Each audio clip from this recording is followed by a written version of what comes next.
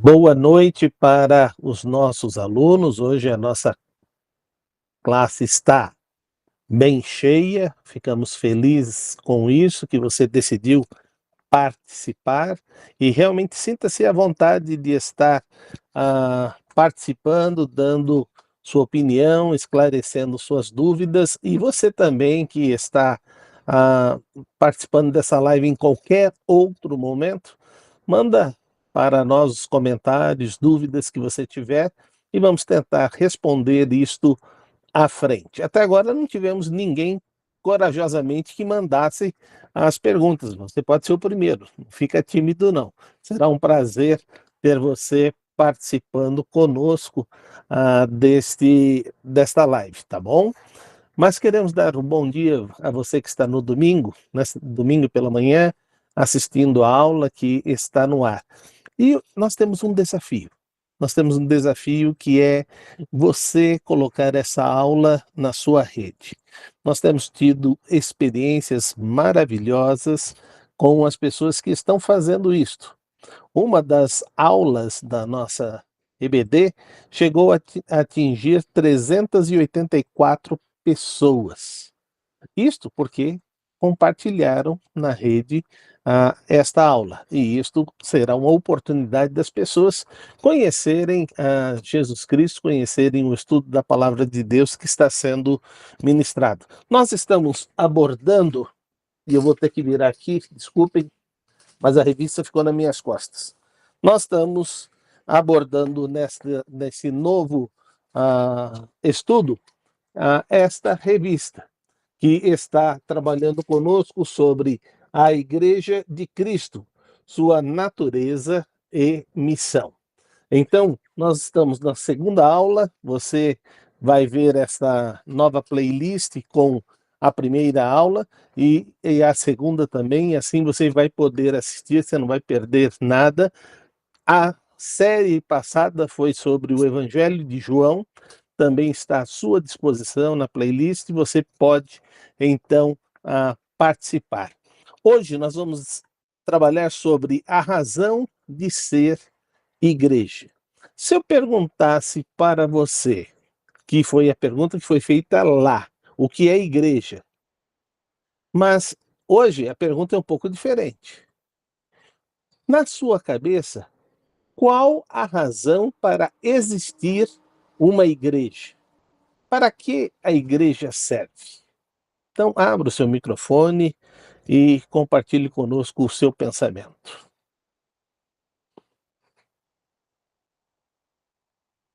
A igreja, ela está no mundo para manifestar fisicamente o reino de Deus. Ela faz parte do reino de Deus e ela o faz pregando o evangelho de salvação, fazendo discípulos de Cristo, demonstrando o amor a Deus e ao próximo, e assim sinalizando justamente o reino de Deus com todas essas ações. É claro, também sendo edificada mutuamente através do Espírito Santo e crescendo tanto em número quanto em sabedoria e graça.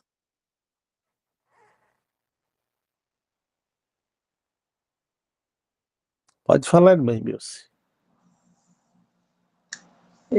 A razão principal da igreja é porque ela foi organizada por Jesus Cristo, o Salvador de todos nós. Então, a importância da igreja que foi fundada pelo nosso Salvador. Eu tenho trabalhado muito porque cada vez eu percebo menos isto, mas eu quero aproveitar essas lições que eu vou ministrar e nas que eu for participar vou dar meu pitaco, mas nestas que eu vou ministrar eu quero frisar muito isto. A igreja existe para você ter um lugar aonde você vai servir o próximo, servindo a Deus. Ela foi instituída para formar um corpo. Logo, sendo um corpo, eu sou um membro neste corpo. Eu não sou a igreja. Eu sou um membro. E eu tenho que estar ligado em alguém, eu tenho que servir a alguém para que esse corpo tenha a sua função.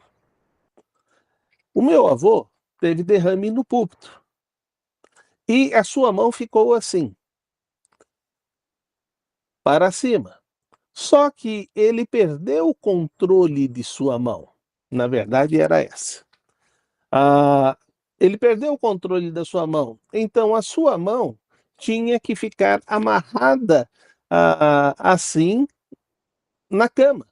Porque a vez que ele ficou com a mão solta, ele deu um tapa que quase feriu o olho dele. Então, imagine que você é um braço ou uma mão sem função. Você não vai pegar, você não vai escrever, você não vai fazer absolutamente nada com ela. Então, você não tendo sua função dentro da igreja, você está inapto para fazer aquilo que Deus espera que você faça, sendo que Deus o qualificou. Então, a razão de ser igreja é para que esta igreja se torne a luz do mundo, e ela, em se tornando a luz do mundo, é porque você é sal e luz do mundo. Então, a igreja é simplesmente a somatória de todos os membros que a compõem.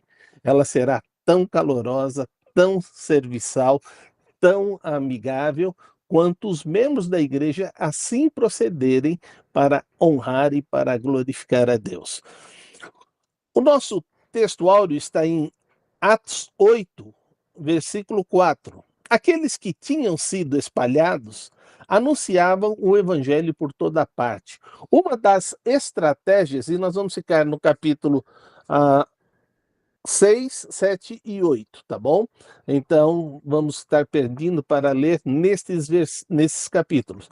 E é muito importante você ter em mente, Deus usa esta perseguição e dá ousadia aos filhos dele, para que por onde eles vão passando, eles vão anunciando esta palavra de Deus. Então é muito importante você entender que eles cumpriram o seu papel com muito mais eficácia, porque não podiam ficar em Jerusalém. Eles tinham que sair e por onde eles foram anunciando, e as igrejas então começaram a surgir por todos os lugares, sendo espalhado na face da terra. Então, isto é muito importante. Então, eu tenho dito que quando você sai de sua igreja, de estar na adoração da igreja, você sai para o maior campo missionário. Da porta da tua igreja para fora, é ali que você vai refletir a luz de Cristo, é ali que você vai anunciar aquilo que o Senhor espera que você anuncie. E assim a bênção de Deus estará na sua vida. Mas o objetivo nosso em saber da razão de ser igreja é compreender que a superação das dificuldades interna e externa contribuiu para o cumprimento da grande comissão. Se os crentes não tivessem sido perseguidos, provavelmente conheceríamos um outro tipo de igreja. Então, muitas vezes a gente não quer ver essa situação da igreja perseguida, mas foi ali que verdadeiramente fez com que a obra de Deus pudesse avançar. O segundo aspecto geral que nós estamos abordando é compreender a razão de ser igreja e é ser um instrumento de Deus na vida das pessoas. A igreja existe para alcançar mais uma pessoa. Sempre mais uma pessoa. Esse é o objetivo da igreja. Por isso que quando você vê pessoas chegando na igreja, você é o nosso cartão de visita. Você é que vai fazer aquele visitante se sentir muito bem em nosso meio, porque ali é a nossa casa.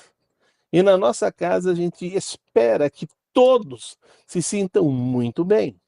E isso, então, é muito importante você estar pensando e estar fazendo.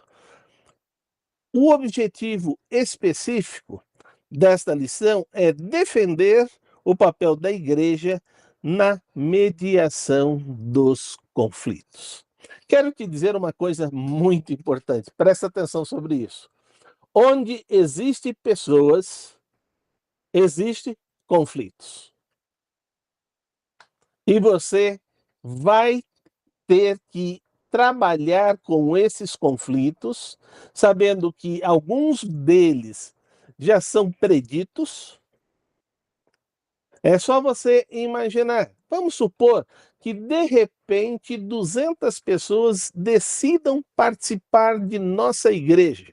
Não estou nem falando 2.000, 3.000, hein? Falei só 200. 200 pessoas. Nada do que está funcionando hoje é capaz de atender a necessidade dessas 200 novas pessoas. Nós não temos professores, nós não temos classes, nós não temos espaço e nem temos a expertise de fazer isso tudo funcionar. Mas eu conheci uma igreja que ela tinha 6 quarteirões. E os quarteirões nos Estados Unidos são superquadras. Então são espaços enormes. Não é um quarteirão nosso, é um quarteirão muito maior do que o nosso. Eles tinham, se não me engano, naquela ocasião, já 28 edifícios. E a igreja tinha um templo para 29.000 pessoas, a capacidade desse templo. Mas sabe o que eles entenderam e eles compreenderam? Que a igreja só funciona se os membros funcionarem em microcélulas. Então, quando chegava um visitante, sentava no banco, o banco tinha espaço para 9 pessoas. 7 outras pessoas sentavam ao lado desta pessoa. E essas pessoas tinham um momento do culto que elas iriam sair junto com esse visitante e eles iriam se conhecer. E estas 7 pessoas tinham a missão de ter um contato diário, quer por telefone, quer ajudar a pessoa em qualquer coisa que ela precisasse fazer durante a semana, eles tinham que ter um tipo de contato. E nesse contato, eles começavam a discipulando cada uma das pessoas que estavam visitando. Passado 7 semanas, eles estavam com essa pessoa discipulada. E elas seriam passadas para um outro grupo de outras 7 pessoas, que iriam ensinar a doutrina no mesmo processo. E depois elas seriam apresentadas para o pastor para ser batizada. E o pastor as conhecia, ficava umas 2 semanas com o pastor, e logo depois, essa pessoa, em sendo batizada, iria ser apresentado toda a igreja, por mais 7 semanas. Completado esse ciclo, ele se tornava a primeira pessoa a estar lá recebendo os visitantes. Então, ninguém ficava fora da ação de discipular.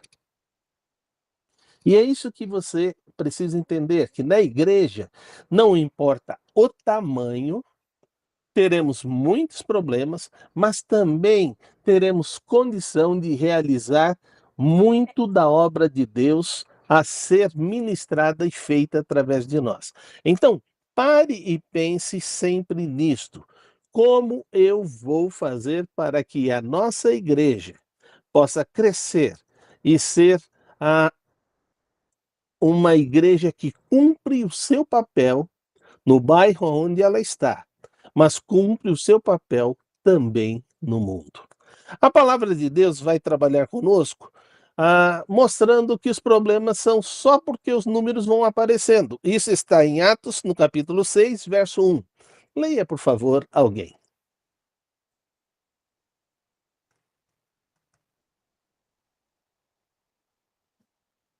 Naqueles dias, crescendo o número de discípulos, os judeus de fala grega entre eles queixaram-se dos judeus de fala hebraica, porque suas viúvas estavam sendo esquecidas na distribuição diária de alimentos. Muito bem. A primeira coisa que nós estamos vendo aí, que é muito importante, o número cresceu. Também cresceu as necessidades.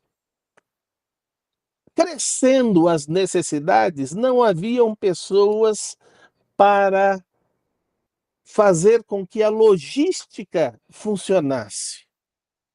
E logo começa a surgir os primeiros problemas de uma igreja que se multiplicou. E o problema dela foi que as pessoas passaram a ser esquecidas.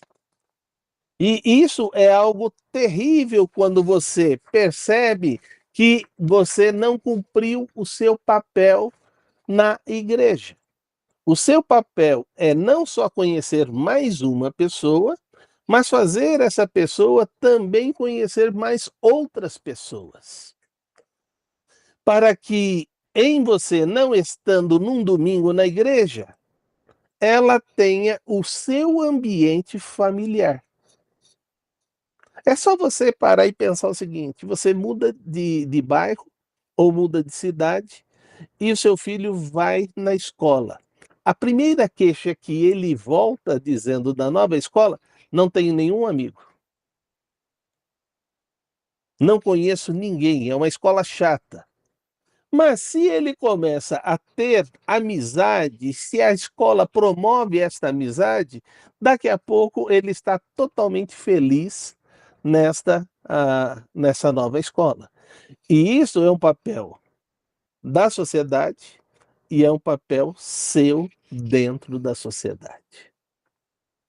Porque a gente não pode simplesmente sair mudando as coisas se nós temos que pensar sobre como a igreja precisa funcionar, né? Por exemplo, vamos só trabalhar um pouco nisso que está acontecendo em nossa igreja. A nossa igreja decidiu fazer uma reforma.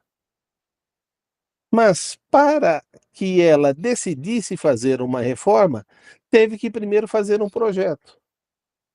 E esse projeto, ele estava pré-pronto há 3 anos atrás. Uma engenheira fez ele e trouxe para o pastor.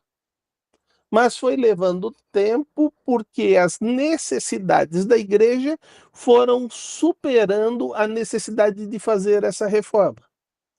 E aí essas coisas passaram à frente. E agora chegou o tempo de nós fazermos essa reforma. Fazer essa reforma, ela precisa ser algo que todo mundo vá percebendo como ela está sendo feita e vai se alegrando por ver as coisas avançando, porque está percebendo que daqui a pouco vamos estar muito mais bem acomodados e vamos estar com uma casa muito mais bonita. E isto é importante, porque o próprio Deus diz que enquanto nós moramos em casas forradas, a casa dele está destruída. E ele não está falando de Vila Matilde, ele está falando do templo. E ele disse: voltem e reconstruam o templo. E o povo volta com alegria e com muitas dificuldades e reconstrói o templo. Então é muito importante que você tenha em mente, mas aqui é um problema não de construção e nada disso. É um problema de que o número das pessoas que se aproximaram, de repente, virou mais de 6.000 pessoas. Eram 3.000 homens. Mas aí vem mulheres, vem crianças e talvez esse número possa ser estimado 9, 12 mil pessoas só falando de 3.000 homens. Então é muito importante você ter em mente que eles estão falando o seguinte: estas pessoas não estavam conseguindo suprir as necessidades básicas das pessoas que não tinham nada. E é muito importante você entender isto. Nós temos trabalhado desta forma, mas não podemos abraçar o mundo, porque o nosso braço é curto. Então, para continuar fazendo o que estamos fazendo bem, não podemos avançar sem ter lastro para avançar. E isso é muito importante, porque senão o problema que aconteceu na igreja primitiva vai acontecer no nosso meio. Porque uma coisa é atender uma necessidade que aconteceu, como nós atendemos Rio Grande do Sul. Pegamos, juntamos todo o material e enviamos para lá. Mas a necessidade que nós estamos atendendo é uma necessidade mensal. Então, todo mês, essa pessoa vai esperar ajuda nossa para que ela possa sair do sufoco que ela está tendo. E então é muito importante a gente saber que também a gente tem que pensar nisso na hora que nós estamos fazendo compras. Ou na hora que nós separamos um recurso e entregamos na mão do diácono Paulo para que ele então produza o material que está faltando.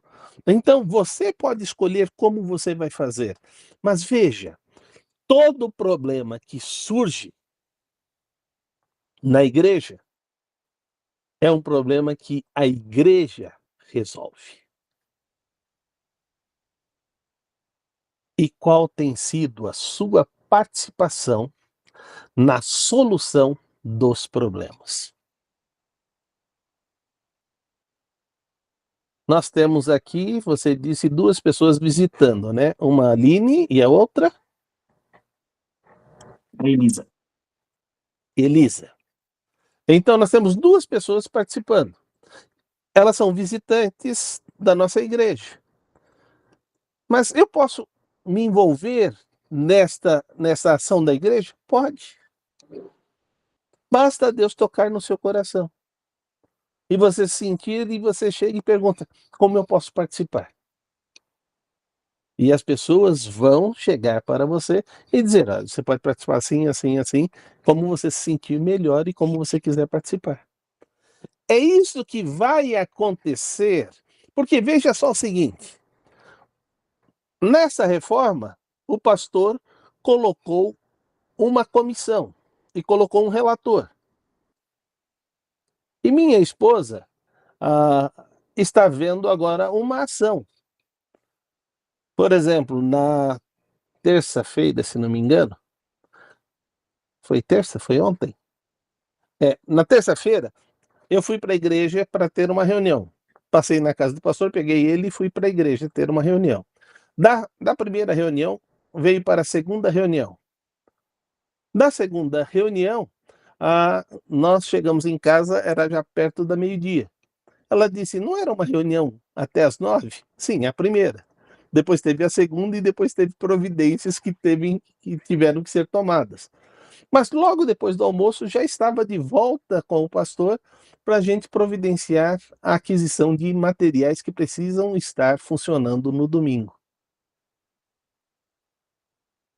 Se o pastor for cuidar de tudo isto, vai acontecer o que estavam esperando que acontecesse com os apóstolos. Vamos ver o que estava acontecendo com os apóstolos?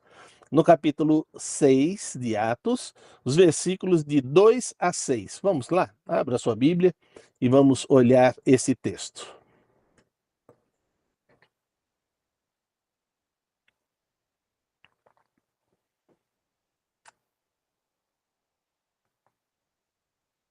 Pode ler.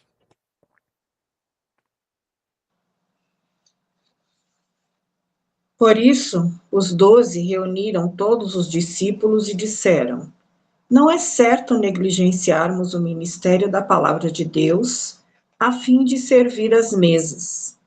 Irmãos, escolham entre vocês 7 homens de bom testemunho, cheios do Espírito e de sabedoria. Passaremos a eles essa tarefa e nos dedicaremos à oração e ao ministério da palavra. Tal proposta agradou a todos. Então escolheram Estevão, homem cheio de fé e do Espírito Santo, além de Filipe, Prócoro, Nicanor, Timon, Pármenas e Nicolau, um convertido ao judaísmo proveniente de Antioquia. Apresentaram esses homens aos apóstolos, os quais oraram e lhes impuseram as mãos. Muito bem. O texto está claro que os apóstolos estavam sendo acionados para tudo o que estava acontecendo na igreja. E aí faltava tempo para eles realizarem a tarefa que eles foram chamados para realizar. A tarefa principal deles era cuidar da palavra do Senhor. Todo o restante era para ser cuidado pelas outras pessoas. Mas eles foram chamados e acionados por isso. Eu vivi uma experiência na Jerusalém que grande parte das coisas eu segurei na minha mão. Mas eu cheguei a perceber que tinha dias que eu estava trabalhando 16 horas. E isto custou à minha saúde grandes problemas. Quando eu saí da Jerusalém, eu disse que iria trabalhar no máximo 12 horas. E minha esposa ficou 6 meses do ministério aqui em São Paulo e eu lá em Sumaré. Quando mudamos definitivamente para Sumaré, a Emil se estranhou. Eu sabia que horas ia terminar meu dia. E eu começava 12 horas antes. Então eu sabia, se eu ia ter uma reunião até 23 horas, que meu dia deveria começar perto do meio-dia. E aí eu ficava repousando ou fazendo coisas que eram para mim. E ela dizia: "Você não vai trabalhar agora de manhã?" "Não, porque as 12 horas se completam começando tal hora." E depois que começava esse trabalho, emendava uma ação na outra até terminar o dia. Então, o que você e ela estranhou que eu nunca fiz isso. Mas eu precisava ter uma postura que me ajudasse a cuidar primeiro da minha saúde. E é isso que eles estão fazendo. E então os líderes espirituais apresentam o problema e coloca nas mãos dos discípulos para apresentar a solução. E eles, em uma reunião, chegam à conclusão do que é que deve ser feito. Quando o assunto todo foi discutido e decidido e aprovado por todos, é executado. E isso que é importante nós sabermos, que quando está sendo executado, não é hora de discutir a origem do ovo. É hora de olhar os problemas e ir à frente, porque muitas vezes nós queremos voltar à primeira discussão. A primeira discussão já foi feita. Ah, estávamos aqui na pintura do prédio. E num determinado momento, as pessoas chegaram para mim: "Por que que nós não vamos pintar desta cor que a maioria gosta?" Eu falei: "Primeiro, a maioria não gosta dessa cor." "Como o senhor sabe? O senhor fez uma pesquisa?" "Não, porque vocês votaram lá na Assembleia que o prédio seria pintado da cor que ele está. Então não vou mudar a cor." Mas quem tomou essa decisão? A Assembleia. Todos que estavam na Assembleia tomaram a mesma decisão. Então nós só vamos seguir isto.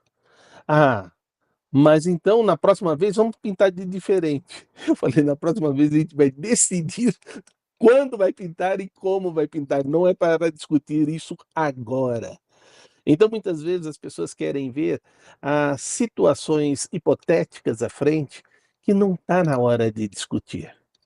A igreja, ela tem que ser muito sábia em trabalhar com cada questão para não sair dividindo forças. Pelo contrário, a força é esta agora, então vamos todos nos unir para que isto fique pronto.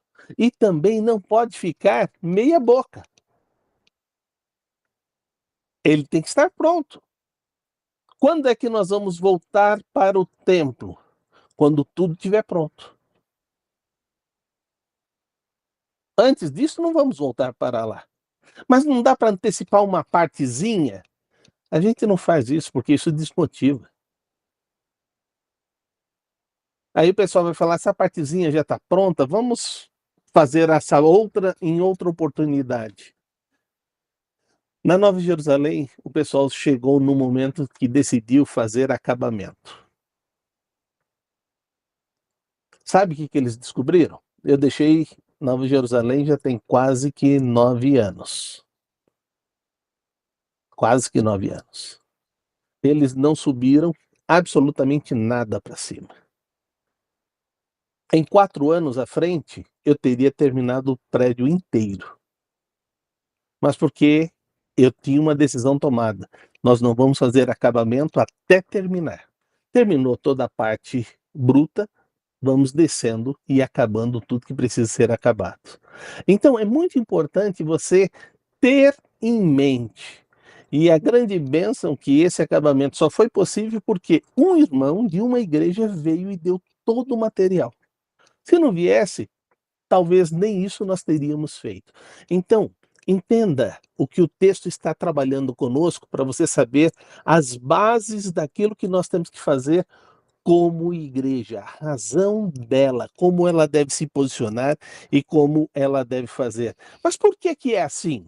É assim porque está escrito em 1 Coríntios, no capítulo 12, versículos 6 e 7. Alguém leia, por favor. 1 Coríntios 12, versos 6 e 7.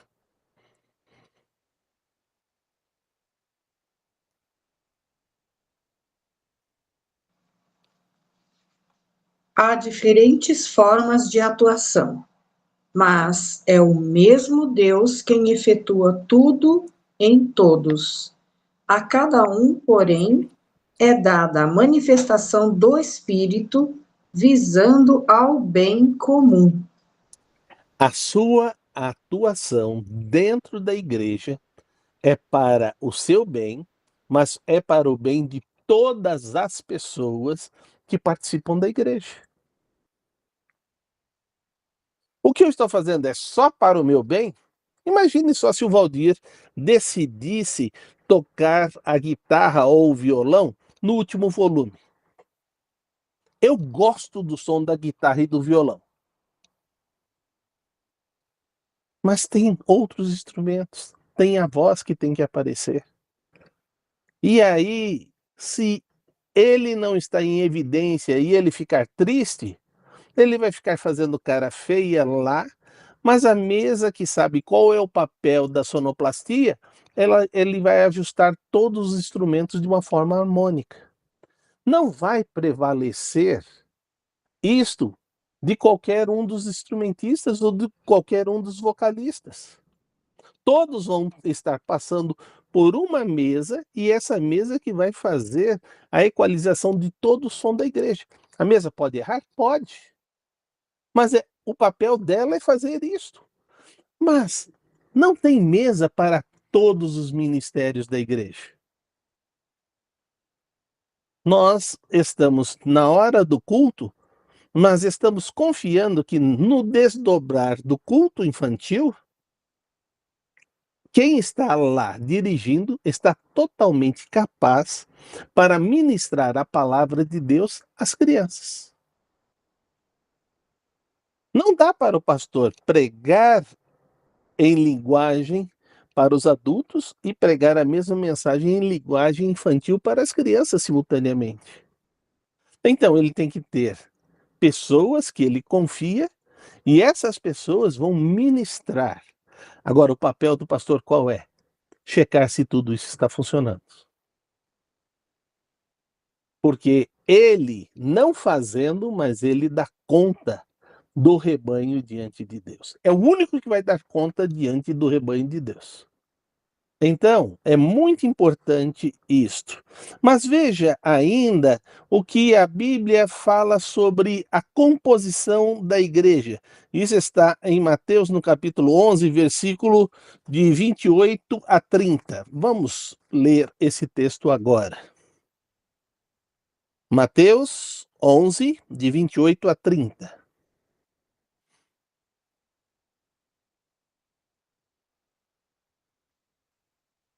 Venham a mim todos os que estão cansados e sobrecarregados, e eu lhes darei descanso.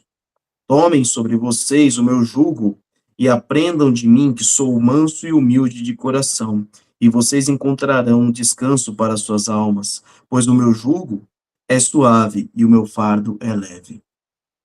É assim que o Senhor encontrou todos nós. Ah, pastor, eu não. Eu estava numa boa e eu decidi ir para a igreja. Não, não. Eu quero te dizer que a palavra de Deus diz: todos pecaram e separados estão da glória de Deus. Todos, sem exceção. Então você também estava nessa situação. E aí o Senhor te traz para que você não tenha mais este jugo da escravidão sobre os seus ombros. E é Ele quem nos perdoa, é Ele quem nos purifica e é Ele quem apaga esses pecados das nossas vidas. Tenho ministrado a palavra de Deus a uma das pessoas que estão vindo à igreja, né? Eu tenho muito prazer em ministrar aulas da palavra de Deus, basta as pessoas acertarem comigo uma agenda e a gente vai estudar a Bíblia. E aí, então, ela está tendo essas aulas comigo. E num determinado momento ela disse: mas eu ainda não tenho a Jesus Cristo como meu Salvador. Eu parei a aula e nós fomos para o início. Como se torna uma pessoa salva por Jesus Cristo. E ela então entende, e eu perguntei para ela: o que você quer fazer agora? Eu quero receber a Jesus Cristo. E ela recebe a Jesus Cristo como Salvador. Quando ela recebe a Jesus Cristo, há uma emoção na vida dela, que é uma emoção que acontece na vida de todas as pessoas que são salvas por Jesus Cristo. Isso é igual para todos. E isso é bênção na vida daquele que foi alcançado pelo Senhor. Mas aí eu disse para ela: sabe o que acabou de acontecer? Todos os seus pecados acabam de ser perdoados sem você pedir perdão nominalmente por nenhum deles. Você foi totalmente purificada dos seus pecados. A partir desse momento, todo o seu pecado cometido, todo o seu pecado vai ter que ser perdoado porque você confessou ao Senhor. Então é muito importante você ter isto em mente e trabalhar na sua vida. Vamos ver agora o outro texto, quando nós vamos abordar sobre uma igreja que valoriza as virtudes. Está em Atos, no capítulo 6, verso 3. Pode ler para mim.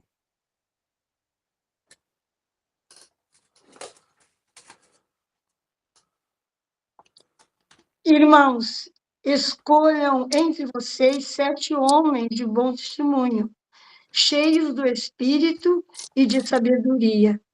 Passaremos a ele essa tarefa. Ou 3. E o 4, né? E nos dedicaremos à oração e ao ministério da palavra. O microfone está fechado, pastor.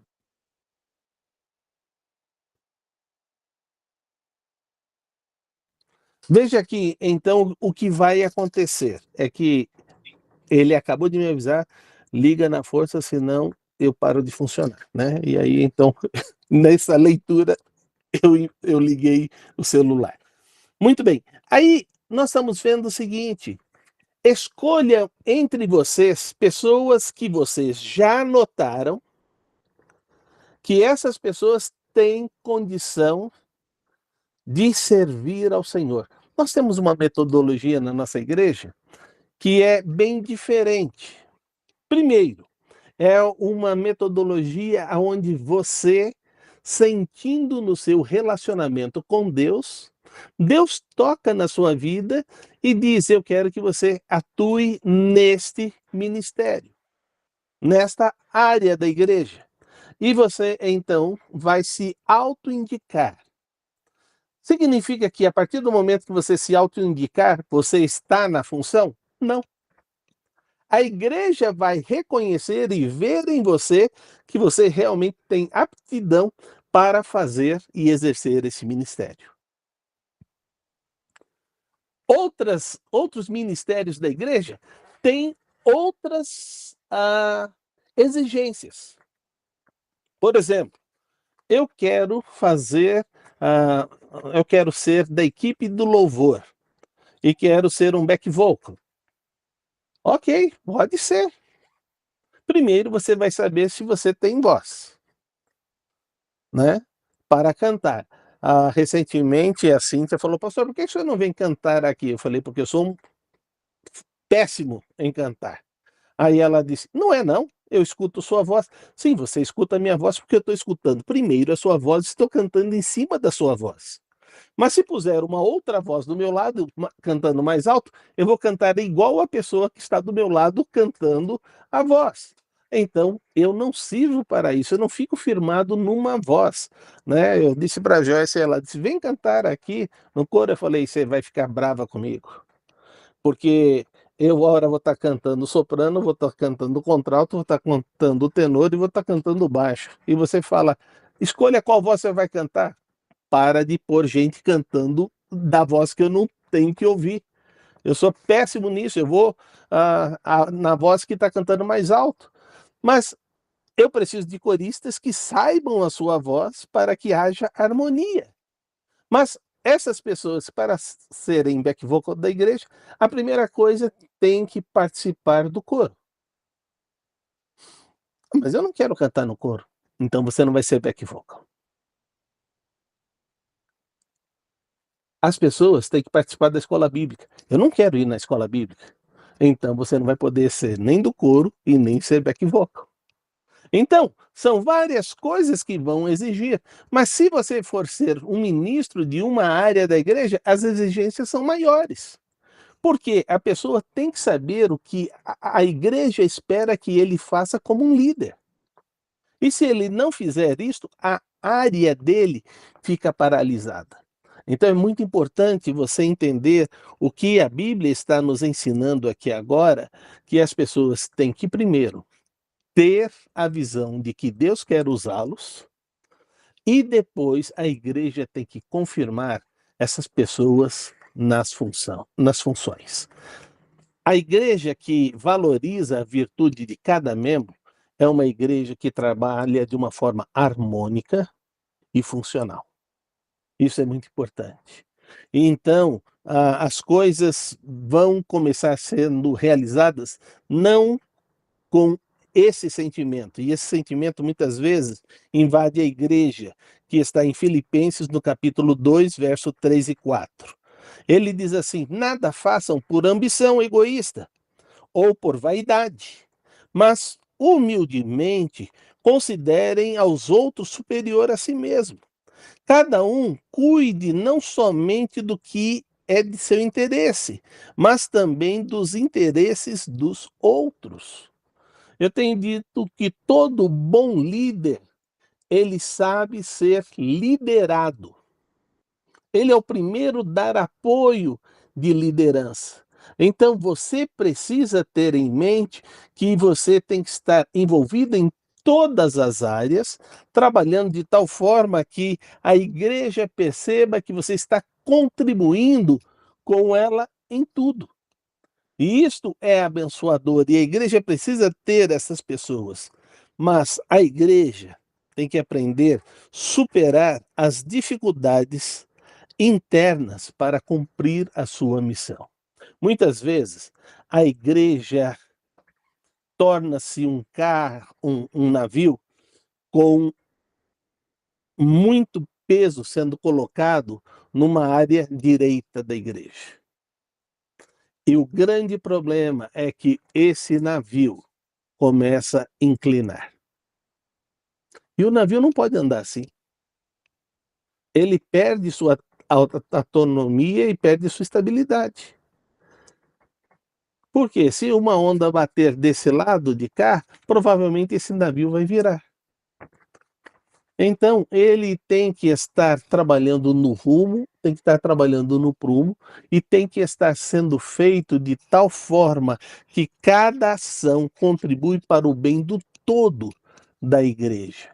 Então, as questões internas, elas precisam ser trabalhadas o quanto antes, para que nada desses problemas internos venham gerar dificuldades. Muitas vezes a igreja gasta muito tempo fazendo as mesmas coisas e repetindo as mesmas coisas, porque elas nunca são bem feitas. E nós nos esquecemos que Deus quer excelência daquilo que nós estamos fazendo. Então é muito importante isso. Há uma área que, sinceramente, a despeito de eu ter vivido nela o tempo todo, é a área de música. A nossa área de música, ela tem as suas regras e diz que as pessoas precisam estar ensaiando constantemente. E aí eu brinco de vez em quando, esses instrumentistas estão careca que nem eu, de tanto tocar essa mesma música. E todo domingo que vai cantar tem que ensaiar no sábado, tem que ensaiar no domingo de manhã, e tem que ensaiar no domingo à tarde e depois tocar à noite, a mesma música. E aí eu falo, o que eles desaprenderam nesse tempo? Mas eles sabem o que eles precisam. E eles fazem com dedicação e fazem com carinho. Por isso que a gente vê as coisas funcionando. Não é só habilidade. É companheirismo para formar um todo e um todo bem. Existem pessoas, dentre eles, que têm qualificações e outros estão aprendendo a ter essas qualificações. Nem todos estão tocando no mesmo nível, mas todos precisam ajudar para que na hora que vai apresentar, todos tenham o mesmo nível. Então, mais do que nunca, eles trabalham para chegar a isso, mas a gente não faz isso no restante dos ministérios da igreja. Por exemplo, eu estou trabalhando com vocês e com os professores. Quando eu estou ministrando a aula na igreja, deu lá a campainha 10 horas, você aprendeu, se não aprendeu, não vai aprender mais, porque no próximo domingo é outra lição. Se a área de música trabalhasse dessa forma, não teria equivalência de eficaz na hora da apresentação dos louvores a Deus. Você entende como são coisas diferentes e são pesos diferentes? Talvez a aula teria que ter 3 horas, mas eu estou gostando da aula de dar aos surdos, porque a aula dada aos surdos é o seguinte: de todas estas 4 páginas, a irmã Yara, que vai dar a próxima aula, ela vai separar 2 ou 3 versículos que dê a síntese de tudo isso que nós estamos fazendo. E aí é apresentado o texto. E alguém vem e interpreta o sentido do texto. Aí depois o outro surdo vai falar para aquele que fez a explicação o que ele entendeu. E aí o outro vai olhar e vai falar, eu entendi dessa maneira, e faz a explicação. Quando eles terminam de ver o versículo, eu tenho certeza absoluta que todos sabem. Eles entenderam porque eles disseram para mim o que eles entenderam. Mas a gente não tem tempo de fazer toda esta aula ser desta maneira para todos os ouvintes. As salas precisariam ser multiplicadas e precisariam ter aí 2 ou 3 ou 4 no máximo de alunos para serem discipulados. Mas nós precisamos preparar os discipuladores. Então, por isso eu quero encorajar você a continuar participando dessas aulas e começar a interagir para que você possa se tornar um destes discipuladores. E assim a igreja vai crescer, mas ao mesmo tempo nós vamos ter que criar espaços para que tenha esses núcleos menores, para que a aula de EBD vire um núcleo de discipular.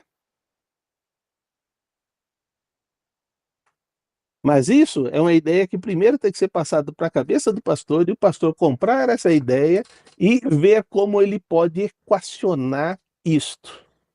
Tanto que como a igreja faz com as salas de aula. A maior sala é dos adultos, não tem conversa. Eu estava lá no salão com os surdos, aí o pastor disse, essa sala agora passa a ser dos adultos. Sim, senhor. Mas aí ele me manda para a sala dos adolescentes. Os adolescentes já foram enxotados de 4 salas de aulas. Só eu ocupei 3 vezes a sala de aula dos adolescentes. E agora estou ocupando pela 4ª vez a sala deles. Aí a Cíntia virou para mim, você não vai parar de roubar minha sala, não? Eu falei, eu não roubei nada. Me colocaram na sala onde você estava. Eu não tenho culpa disso, né? Mas essa é a situação, porque os espaços faltam. Mas nós temos que entender que precisamos equacionar aquilo que nós temos como prioridade. E se nós temos como prioridade levar a igreja a crescer e enxergar tudo isso e que cada um faça para o bem do outro, então nós vamos encontrar a solução. A igreja também precisa superar as dificuldades, nós vimos internas e precisamos ver agora as dificuldades externas. Quais são elas? Quais são? Nós temos que entender que a igreja sofre opressão do mundo o tempo todo. Não só do mundo, mas do mundo evangélico. O membro do pastor Cristiano, no domingo, está com ele. Mas na segunda, está ouvindo outro pastor. Na terça, outro pastor. Na quarta, outra coisa. E assim vai ouvindo um monte de mensagens. E essas mensagens têm o seu bojo de doutrina. E essa pessoa acaba ficando em confusão do que realmente ela acredita. E como ela vai servir ao Senhor. Todas as igrejas são de Deus? São. Nós temos que entender isso. Aquelas que são de Deus são de Deus. Mas quem vai ajuntar todo esse povo e vai haver um só pastor é o próprio Deus. Não seremos nós. Então não queira você fazer essa salada na sua cabeça e tentar extrair uma teologia sua pessoal, porque aí você vai montar mais uma igreja. O que você precisa é, eu concordo com este corpo doutrinário. E esse corpo doutrinário é que eu vou escolher servir ao Senhor. Antes de eu decidir ser um pastor batista, eu estudei as 200 principais religiões. E aí eu disse, eu quero ser um pastor batista. Por convicção do que os batistas creem. O dia que os batistas deixarem de crer no que eles creem, eu estou pronto a refletir sobre a mudança que eles estão fazendo e se eu vou continuar sendo batista ou não. Mas até lá, eu sei que tipo de compromisso eu tenho com essa doutrina e como eu preciso servir a Deus formando um só corpo dessa maneira. Então é muito importante nós termos isso em mente. Agora, veja as dificuldades externas. Atos, capítulo 8, versículos de 1 a 7. Leia, por favor.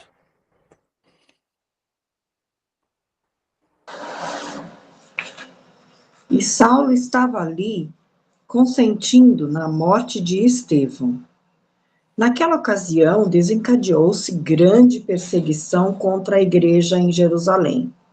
Todos, exceto os apóstolos, foram dispersos pelas regiões da Judéia e de Samaria. Alguns homens piedosos sepultaram Estevão e fizeram por ele grande lamentação. Saulo, por sua vez, devastava a igreja, indo de casa em casa, arrastava homens e mulheres e os lançava na prisão. Os que haviam sido dispersos pregavam a palavra por onde quer que fossem. Indo Felipe para uma cidade de Samaria, ali lhes anunciava o Cristo. Quando a multidão ouviu Filipe e viu os sinais miraculosos que ele realizava, deu unânime atenção ao que ele dizia. Os espíritos imundos saíam de muitos, dando gritos, e muitos paralíticos e mancos foram curados. Então, a igreja começa a sofrer uma grande perseguição. Queridos, hoje a maior perseguição no Brasil somos nós mesmos. Nós seguimos interesses pessoais e nós estamos indo à igreja, participar da igreja, quando várias áreas de interesses nossos já foram satisfeitas. Eu tinha que viajar, eu já viajei. Eu tinha que visitar, já visitei. Eu tinha que ir no clube, já fui. Eu tive que ir na casa do interior, já fui. Então, esse domingo que eu não tenho nada para fazer, eu vou na igreja. Mas você se esqueceu de um detalhe, que Deus disse, me busque em primeiro lugar, e todas as demais coisas eu vou acrescentar, mas eu vou continuar pedindo, Senhor, equaciona todos os problemas pessoais que eu estou vivendo. Como Deus vai derramar a bênção sobre você se você não cumpre o que Deus estabeleceu para derramar a bênção? Muitos crentes perdem a bênção porque Deus não está em primeiro lugar. E isto realmente vai ferindo as pessoas e vai deixando as pessoas totalmente sem fé, vazias, frias na fé. Eu disse certa vez que se você no mês faltar o primeiro, o segundo, o terceiro domingo, o quarto você ir na igreja, você vai enfrentar muitas dificuldades. Porque Satanás vai ser o primeiro a chegar a você. E vai dizer, querida, olha, no primeiro domingo você atendeu seu marido, no segundo você atendeu sua família, no terceiro você teve que atender o aniversário do seu parente. Você não tem direito a descansar num domingo? Fica descansando em casa. É verdade, eu estou muito cansada. E eu vou ficar o quarto domingo. Do quinto em diante, Satanás não precisa mais fazer mais nada, porque você já começou a viver como um desigrejado. A igreja já deixou de fazer falta para você, porque você não entendeu que no primeiro domingo você perdeu de servir ao Senhor e servir o seu irmão. No segundo você fez a mesma coisa, no terceiro você fez a mesma coisa, no quarto você fez a mesma coisa, no quinto você está falando, existem pessoas que vão me substituir e vão fazer isso melhor do que eu faço. E não é verdade. Quem dotou você das suas capacidades, da sua habilidade foi Deus. E Ele espera que você atue e faça aquilo que Ele quer que você faça. E se você fizer isso, a bênção de Deus vai estar na sua vida e fora da sua vida. Lembre-se que agora o próprio Deus vai se encontrar com este Saulo. E ele, que agora é o perseguidor, nas próximas lições, nós vamos ver ele sendo aquele que agora serve ao Senhor. E como ele vai servir ao Senhor. Então nós precisamos entender que nenhuma situação está fora do controle de Deus. É lógico que aqueles que sofreram na mão de Saulo gostariam que tudo isso tivesse acontecido antes. Mas Deus tem o seu tempo. E no seu tempo Deus age. Não no nosso tempo. Mas nós temos por tardia muitas das ações de Deus. Mas Deus sabe o que precisa acontecer em cada momento. Mas veja agora, o último texto que eu quero abordar está em Romanos, no capítulo 5, versículos de 3 a 5. Romanos 5, de 3 a 5. Não só isso, mas também nos gloriamos nas tribulações, porque sabemos que a tribulação produz perseverança, e a perseverança um caráter aprovado, e o caráter aprovado esperança. E a esperança não nos decepciona, porque Deus derramou seu amor em nossos corações por meio do Espírito Santo que ele nos concedeu. Você conseguiu entender que até mesmo a tribulação, os problemas externos que estão chegando na sua vida, estão chegando na igreja, esses problemas externos vão gerar duas coisas. Uma será acomodação. E a outra será: eu vou resistir e vou perseverar. Eu vou lutar contra esta situação. Eu não vou aceitar que ela continue a dominar e fazer tudo como ela pensa que deve ser feito. Então, eu quero que agora, através da perseverança da minha vida, da minha comunhão com Deus, da minha fé, da minha leitura da palavra de Deus, eu possa ter na minha vida um caráter aprovado. E eu tendo esse caráter aprovado, eu demonstro ao mundo a esperança de viver uma vida abençoada em Deus e por Deus. É isso que o mundo precisa conhecer, mas não precisa conhecer isso de alguém que está na Bíblia, precisa conhecer da sua vida. Por isso Paulo vai trazer para bem perto dele todos os seus discípulos. Sede meus imitadores como eu sou de Cristo. Eu serei a referência mais próxima de vocês para que vocês percebam como é que Deus age, como é que Deus fala, como é que Deus vai à frente em cada situação. E você vai ver a bênção de Deus agindo. Durante o meu ministério na Nova Canaã, em Campinas, nós fomos construir um templo em Monte Alto. E nós tínhamos preparado no sábado, a temperatura da meteorologia diz que no início da semana que estaria com sol no sábado, então nós preparamos tudo para isso e marcamos 8 horas da manhã para o caminhão chegar na obra. E o segundo caminhão, 40 minutos depois. Eram 16 metros cúbicos de concreto, que teriam que ser descarregados em 3 horas. E aí, então, chegou o primeiro caminhão, e quando chegou o primeiro caminhão, começou uma chuva na propriedade. Esta chuva na propriedade, ela começou a cair e nós começamos a espalhar, porque não estava sendo uma chuva pesada, e começamos a espalhar o concreto em cima da laje. Mas a chuva foi suficiente para molhar a terra do andar de baixo. E as escoras afundaram e cederam.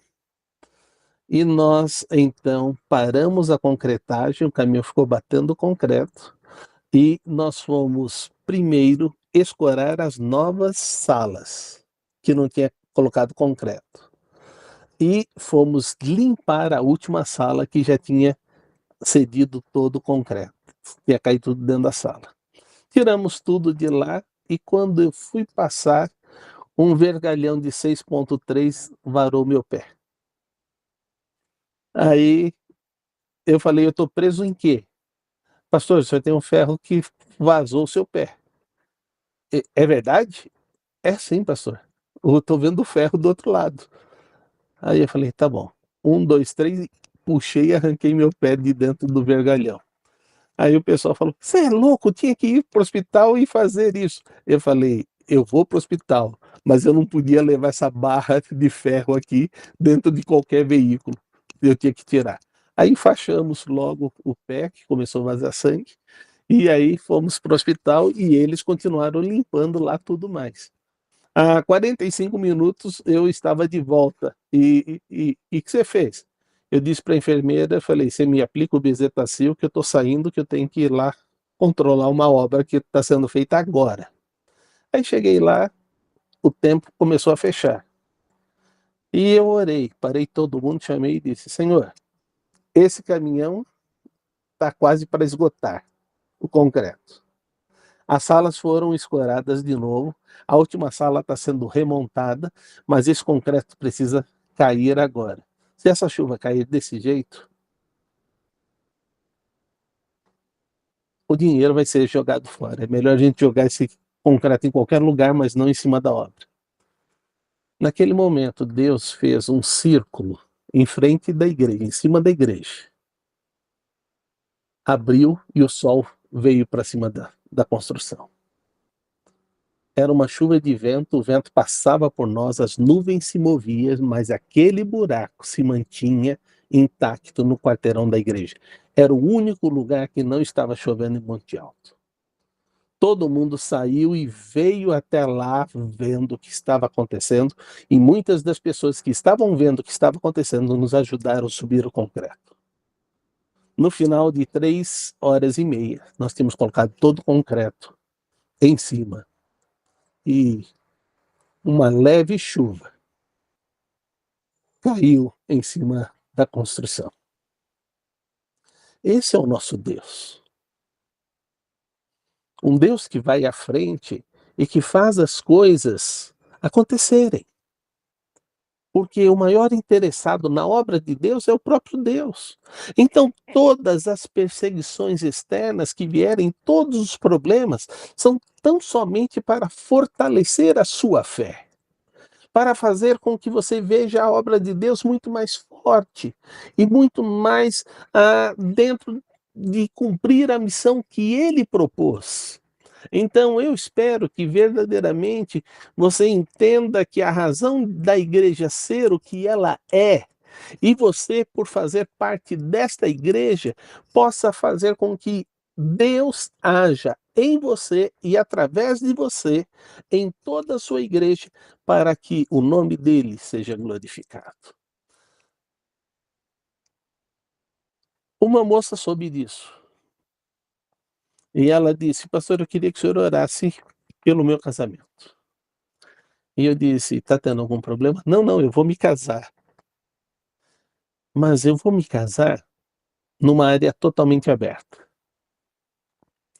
Mas o nosso casamento, ele tem um objetivo: dar a oportunidade a todos os nossos parentes que não são cristãos de ouvir a mensagem de Deus. E eu queria que fosse uma tarde de salvação no meu casamento. Esta é a festa, eu quero uma festa no céu, no dia que eu me casei. Eu disse, ok, vamos orar. E orei com ela. Passado a semana do casamento, ela saiu, viajou, foi de lua de mel, 15 dias depois ela voltou e ela disse, pastor, Deus atendeu as nossas orações. Dos meus parentes que estavam lá, 20 pessoas receberam a Jesus Cristo.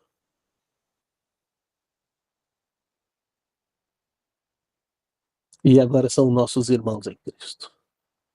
Sabe, quando você tem na sua mente algo que você vai fazer e que é para glorificar a Deus, Deus está nisso. E Deus vai fazer acontecer para que a glória seja dada a Ele.